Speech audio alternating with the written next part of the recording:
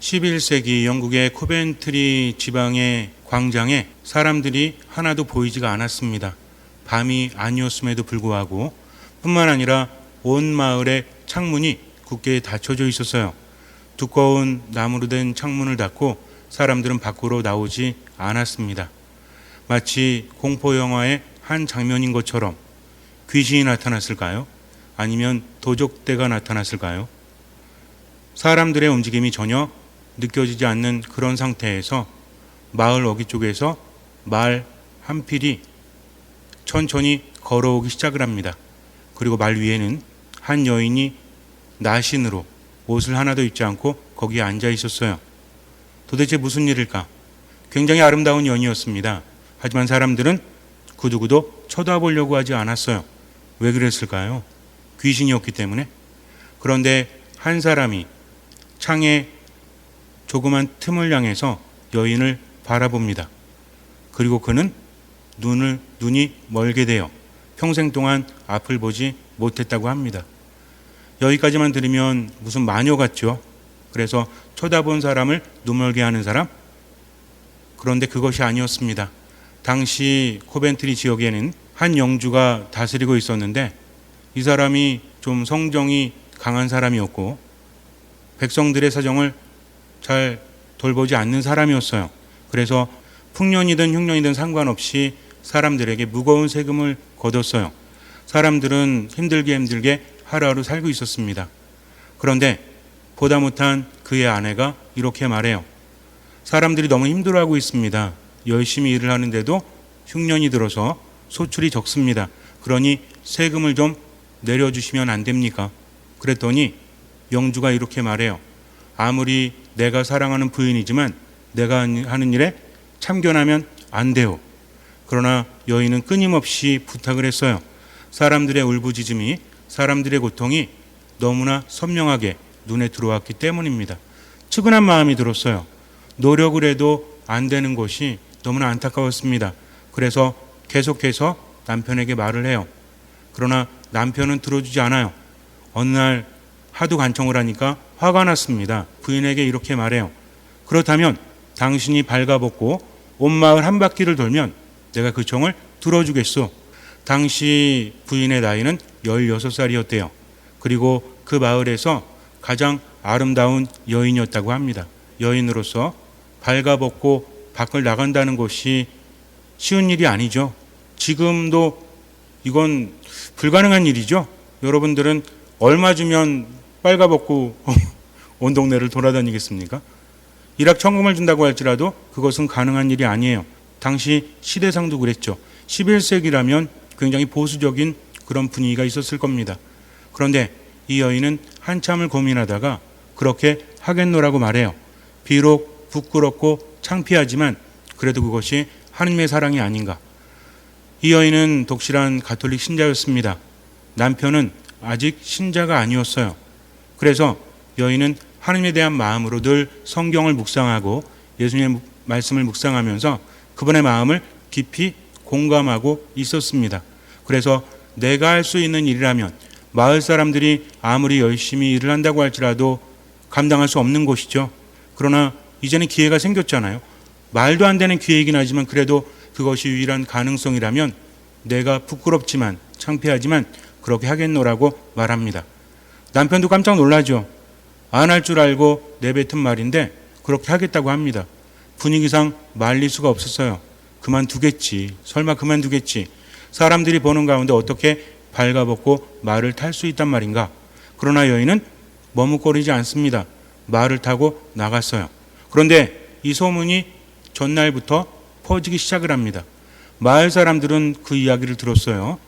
마을 사람들은 평소에도 존경했던 영주의 부인이 그렇게 한다고 하니까 참으로 당황스러워합니다. 자기들을 위해서 그렇게 하는 게 너무나 고마웠어요.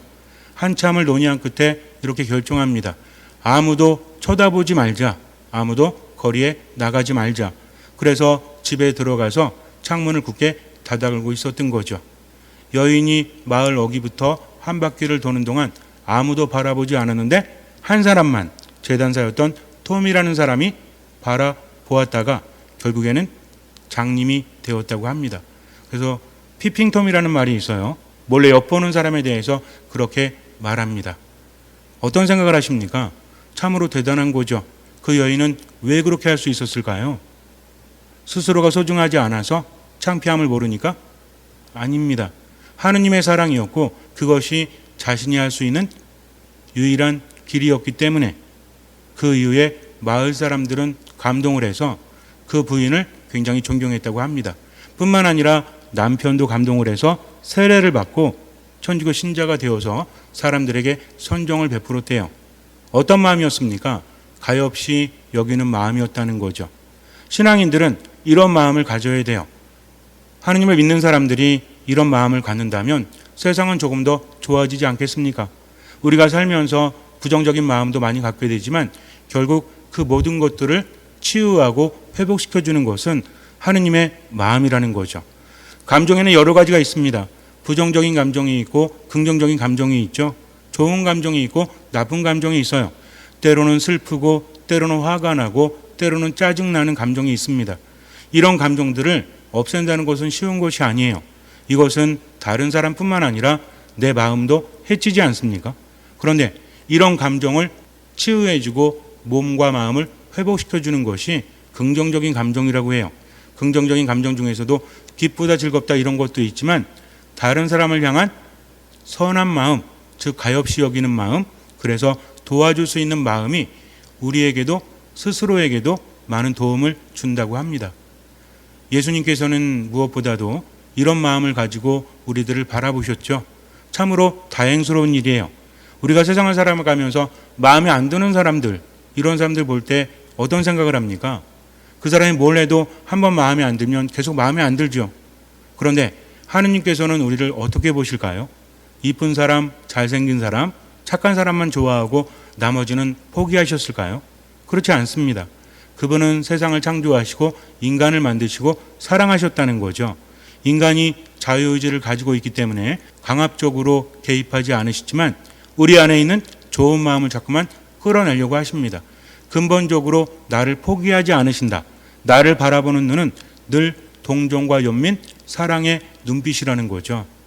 그 마음을 예수님께서 우리에게 보여주셨습니다.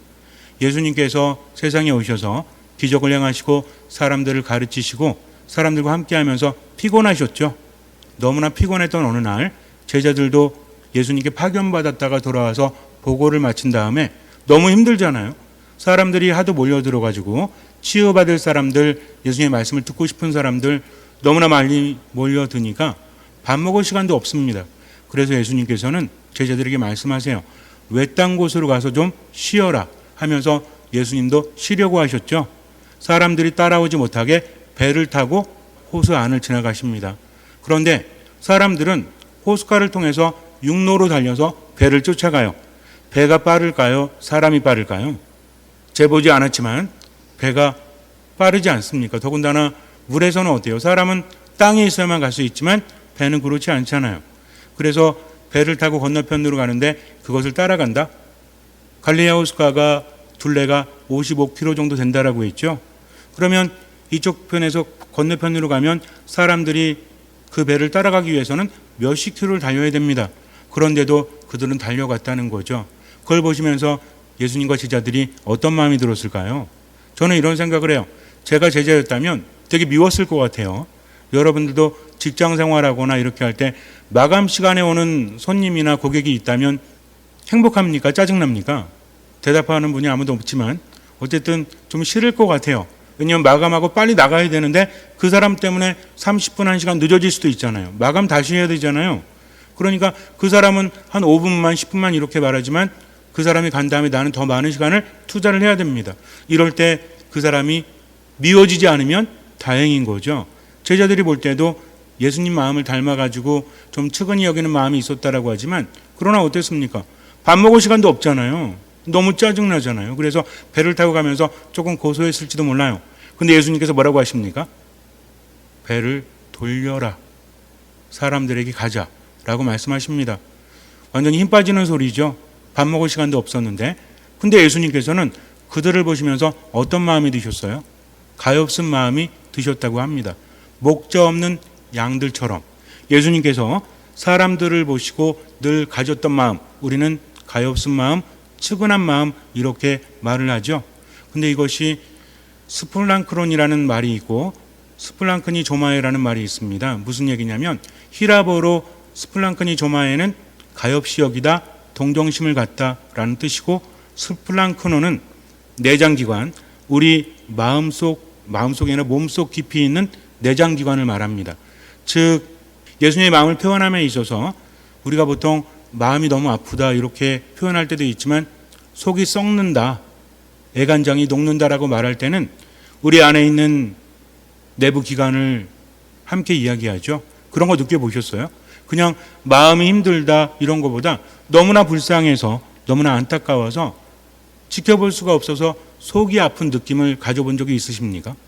사랑하는 아이가 아팠을 때, 사랑하는 사람이 아팠을 때, 또는 정말 안쓰러운 사람을 봤을 때 속이 아픔을 느낄 때도 있죠. 하느님을 닮았기 때문에 우리도 그런 느낌을 가질 거라 생각을 해요. 이런 아픔이나 고통은 정말 깊은 것이 아니겠습니까? 그래서 창자가 뒤틀려지는 그런 아픔, 그런 연민을 예수님께서는 느끼셨다는 거죠.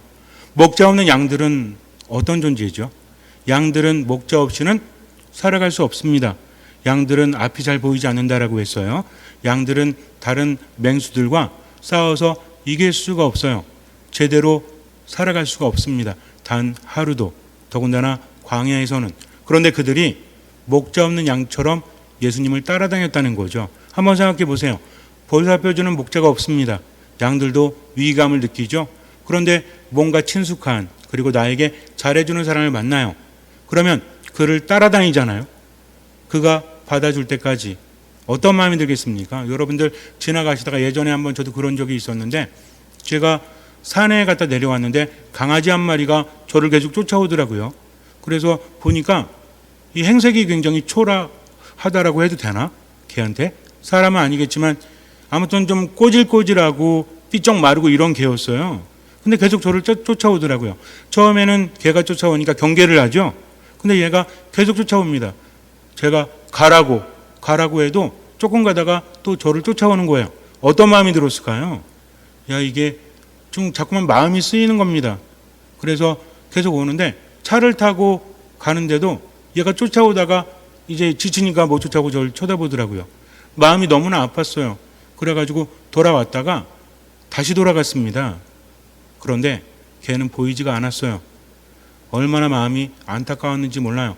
주인이 있었으면 좋겠다. 그래서 잠깐 밖에 나와가지고 혼자 돌아다니다가 고생한 거면 너무나 좋겠지만 주인이 없다면 누가 보살펴 줍니까? 커다란 개를 만나서 위험할 수도 있고요. 그리고 차에 치일 수도 있고 굶어 죽을 수도 있잖아요. 물을 제대로 먹지 못해서 죽을 수도 있지 않습니까? 그래서 며칠 동안 산에 가서 그 개를 찾아서 헤맸습니다. 하지만 안타깝게도 그 개를 찾을 수가 없었어요. 지금도 그 생각을 하면 조금 마음이 많이 아파요. 저도 그런 마음을 가졌습니다. 예수님의 마음은 어땠을까요? 정말 사랑하는 사람들, 목자 잃은 양처럼 아무리 애를 써도 스스로 못하는 곳이 있잖아요. 그렇기 때문에 그들에게 가서 배가 고프심에도 쉬지 못하셨음에도 그들을 가르쳐 주시고 또 그들과 함께 하십니다. 이것이 하느님의 마음이요 하느님의 사랑이라는 거죠. 아까 말씀드렸던 여인은 고다이바라는 여인입니다. 굉장히 유명해요. 레이디 고다이바 또는 레이디 고디바라고 하는데 지금 많은 사람들이 알고 있습니다. 왜냐하면 벨기에에서 생산한 초콜릿에 이 여인의 이름이 붙어 있더라고요. 그래서 보통 고디바 고다이바 그러면 우리는 이렇게 예수님의 사랑을 실천했던 여인을 생각하지만 일반 사람들은 비싼 초콜릿, 고급적인 초콜릿 이렇게 이야기하기도 합니다. 그 여인은 왜 그런 마음을 가졌을까요? 예수님과 함께했기 때문이죠. 우리가 세상을 살아가면서 믿음을 갖는다는 것은 이런 의미예요. 첫 번째는 뭐냐면 나를 나보다 더 잘하시고 나를 나보다 더 사랑하시는, 심지어는 내 자신마저도 내 모습이 너무나 추악해서 내가 너무나 못나서 나를 포기할 때도 그분은 포기하지 않으신다는 겁니다. 왜냐하면 우리를 보실 때마다 창자가 뒤틀려지는 그런 가엾은 마음을 가지셨기 때문에, 그래서 스스로를 내어놓으셨죠. 십자가 위에서 돌아가십니다. 우리 대신 죽으셨다는 거죠. 어쩌면 고다이바도 바로 이것을 묵상했기 때문에 나를 너무나 사랑하시는 예수님, 하느님, 그래서 내가 그분처럼 하지는 못할지라도 그 정도 수치심이야 얼마든지 그분의 뜻을 위해서라면 할 수 있지 않겠는가. 결과는 어땠습니까? 수치스럽지 않았죠. 사람들이 쳐다보지 않았기 때문에. 또 어땠습니까? 남편도 감동해서 세례를 받고 선정을 베풀었다. 그 결과가 너무나 좋지 않았습니까? 우리가 살아가면서 안심할 수 있는 것은 내가 나를 버릴지라도 하느님은 나를 버리지 않으시기 때문입니다. 두 번째는 뭐냐면, 그런 사랑을 느꼈다면 나 또한 사람들에 대한 어떤 마음? 연민하는 마음을 가져야 한다는 거죠. 미울 때도 있습니다. 싫을 때도 있습니다. 그러나 그것은 상황이죠. 근본적으로 믿고 싫다고 할지라도 그 사람에 대해서 가엾이 여기는 마음조차 없다면 나는 하느님 안에 머물 수 없다는 거죠. 누굴 위해서입니까? 그를 위해서가 아니에요. 바로 나를 위해서 그런 마음을 갖는 것입니다. 그럴 때 하느님 안에 머물 수 있고 내 안에서는 하느님의 힘과 하느님의 치유와 하느님의 은총이 가득하다는 거죠. 이것이 바로 신앙생활이에요. 잠시 눈을 감으세요. 신앙은 다른 것이 아닙니다. 하느님을 만나는 거죠. 그분을 바라보는 겁니다. 너무나 삶이 힘들어서, 아니 어쩌면 내 자신이 너무나 한심스러워서, 너무나 싫어서 포기하고 싶을 때도 절대로 그래서는 안 됩니다. 왜냐하면 하느님은 나를 포기하지 않으시기 때문이죠. 그 순간 하느님께서는 창자가 뒤틀려지는 그런 마음으로, 연민의 마음으로 나를 바라보십니다. 그러니 하느님을 믿고 지금을 살아가세요. 나머진 그분께 맡기십시오. 그리고 더불어서 사람들을 대할 때도 믿거나 싫은 것도 있지만 근본적으로 가엾은 마음이 들 수 있도록 우리는 하느님 안에 머물러야 합니다. 그래야만 그뿐만 아니라 나 또한 하느님 안에서 치유될 수 있고 나 또한 행복할 수 있기 때문에 그래요. 그런 마음을 잃어버린다면 나는 이미 불행한 사람이 되기 때문입니다. 왜냐하면 하느님으로부터 멀어지기 때문이죠. 지금 이 순간 하느님 안에서 살아가십시오. 아무것도 판단하지 말고 모든 것을 맡기고 미사, 말씀, 기도 안에 살아가십시오. 주님께서는 그 믿음을 보시고 우리 삶에 놀라운 기적을 일으켜 주실 것입니다. 아멘.